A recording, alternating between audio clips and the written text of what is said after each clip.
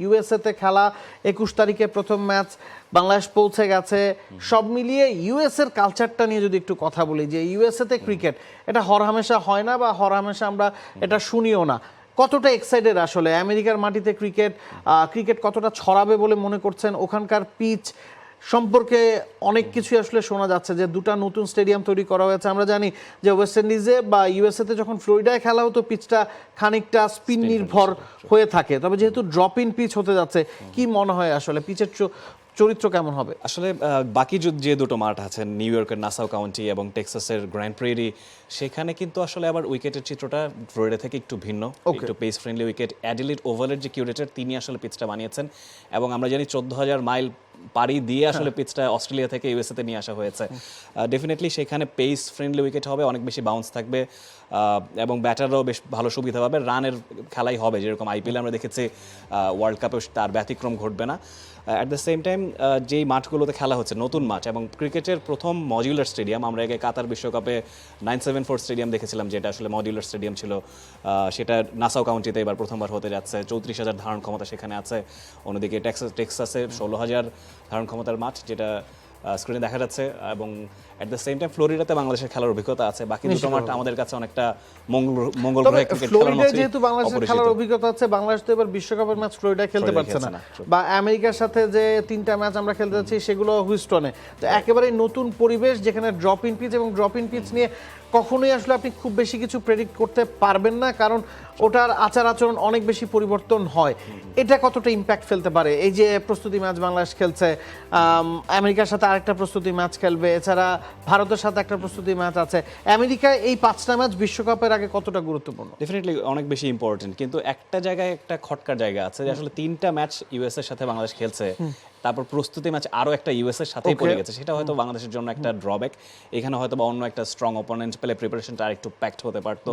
But তারপরও বলবো যে ডেফিনেটলি ইউএস এর সাথে সিরিজটা প্রয়োজন ছিল। বিশ্বকাপের আগে এটা একটা বাংলাদেশের জন্য বড় অপরচুনিটি। এবং অ্যাট দ্য সেম টাইম যেই মাঠ দুটোতে খেলা হচ্ছে, নাসাউ কাউন্টি এবং গ্র্যান্ড প্রেরি, দুটো মাঠই নতুন, এবং এখানকার গতি প্রকৃতি সম্পর্কে বলতে গেলে শুধুমাত্র মেজর লিগ ক্রিকেট যেটা হয়েছিল সেখানেই এই দুটো মাঠে খেলা হয়েছে। তখনকার সিনারিও যেমনটা দেখেছি, হাই স্কোরিং রানি ম্যাচই হয়েছে।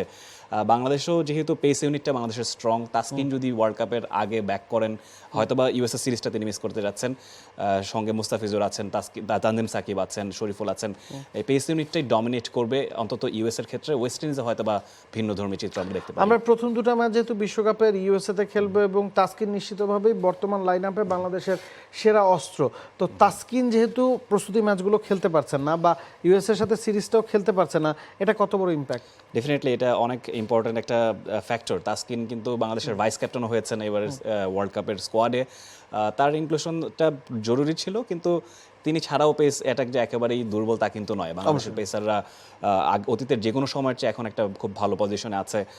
হয়তো এবাদত হোসেনের কথা বলতে হচ্ছে, তিনি থাকলেও হয়তো একটা ভিন্ন ধর্মের চিত্র হতে পারতো। তাসকিনের উপর প্রেশারটাও আমাদের সেরকমভাবে পড়তো না। আমরা ইউএসের এক নজরে যদি ইউএসের ক্রিকেটের পরিসংখ্যানটা দেখে নিই, ইউএসের ক্রিকেট হিস্ট্রি কিন্তু বহুত পুরনো।